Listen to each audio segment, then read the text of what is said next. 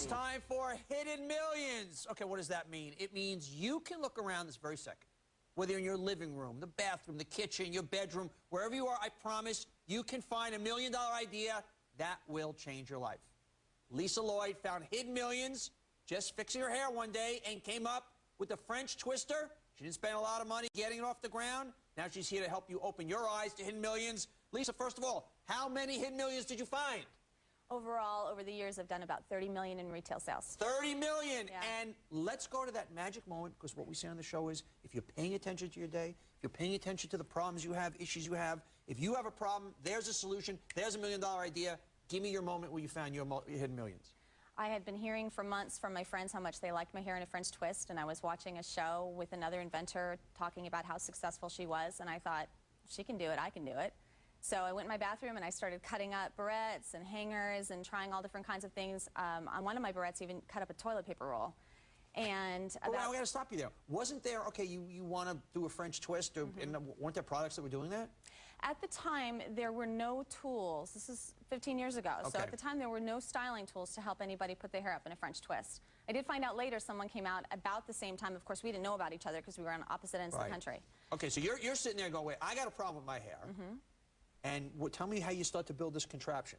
This is one of the early, what is this actually? It is. That is a hanger. It started off looking like this. So this is what, once again, guys, start $30 million later, hanger. This is what you use, $30 million. So you take this and did what to it? I cut it up. In fact, the one that I used had the foam on the side, you know, it comes back from the dry cleaner. And so I cut it up into that U, and I wrapped the foam around it because I thought that would help keep the stray hairs from falling out. And I tested it, and it worked. The final concept is what? It's now a plastic piece, because when I went to manufacture that, I found out I didn't really know how. I couldn't figure out how to do it. So I started calling factories and found out that it would be easier to injection mold and a lot less expensive. Okay, so, I want to go back to your life, though, because before we get into building this thing, because you got the 30 million bucks later, starting with this little hanger here. What were you doing at the time? I was working at the CBS affiliate in Tucson, made $13,000 a year, single mom. Single mom, selling ad space, 13 grand a year. Yeah. Okay. Yeah. So life was a little bit of a grind. It was very, very tight, yeah. Driving a car that I was, you know, praying before I got in, God, is it going to start today? One of those, yeah, it was a very difficult time. And this comes along, changes your life. It did change my life. I couldn't have known it at the time. I had no idea what it was going to do. So how would you know? That's why I want to kind of pinpoint it. I think sometimes people don't know it. So you're driving a beat-up car, you're making 13 grand a year. All of a sudden you say, hey, this is a good doohickey that I figured. How did you go from that to where you are now while still keeping your job? You didn't know anything about manufacturing, you didn't know anything about licensing. So take me from the moment you said, dude, I got this, to how'd you blow it up, how'd you keep your job, what'd you do? Well, I have a theory, so to speak. When I hear no, I don't hear no, I hear not that way.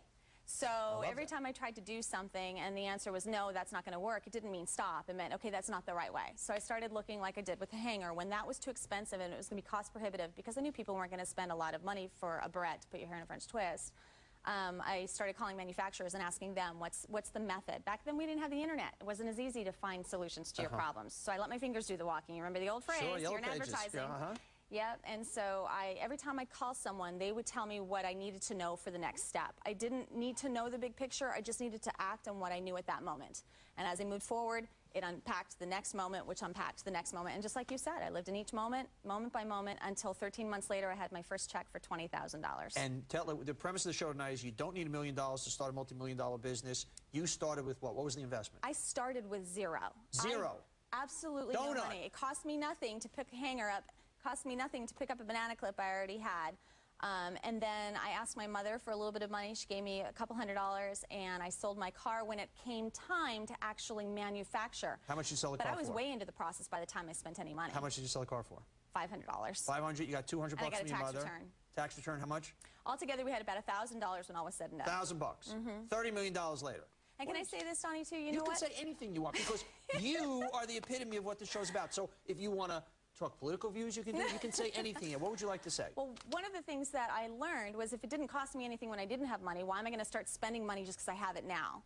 So I still look for other creative sources. If I can do customer financing, if I can use another tax return. I don't get tax returns anymore now. I pay the taxes. It's changed. But I don't even mind that. That's good. The bigger the tax check, the more money you're making. That means I made a lot of money. I love it. Well, Lisa Lloyd, she's the inventor of the French twister. She found the hidden millions, and she did it just starting with a few $100. I don't want any excuses for anybody. You're sitting in bed, put the nachos down, start focusing. You will find the hidden millions more big idea straight ahead.